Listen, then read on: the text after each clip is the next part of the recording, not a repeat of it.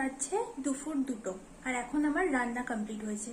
ব্যাঙ্গালোরে এত গরম পড়েছে, আর এই গরমের মধ্যে রান্না করা যে কি কষ্টের।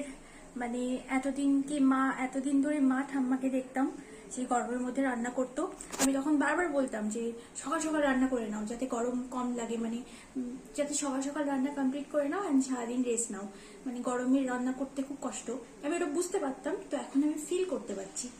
মানে দুটো আইটেম বানালেও সে আমার অনেকক্ষণ লেগে যায়, কারণ আজ পর্যন্ত আমি যখনই কোনো রান্না করেছি টুকটাক একটা দুটো সব কিছু মা ঠাম্মা আমাকে হাতের কাছে জোগাড় করে দিত। আমি জাস্ট খুন্তিটা নাড়িয়ে যা যা করতে হয় করে সঙ্গে সঙ্গে চলে আসতাম। আবার পরিষ্কারটাও মা করতো।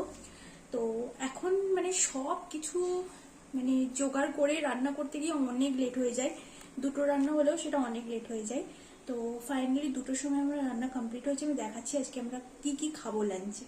তো এবারে বিনসগুলো অনেক আনা হয়েছিল চাউমিনের জন্য, তো অনেক বিনস দিয়েছে ব্লিঙ্কিট থেকে। তো বিনসগুলো না এবার আমার খুব একটা মানে কচি কচি বিনস লাগেনি আর কি, তো সেই জন্য আমি আর কি করবো, ওগুলোকে ভর্তা বানিয়ে দিয়েছি।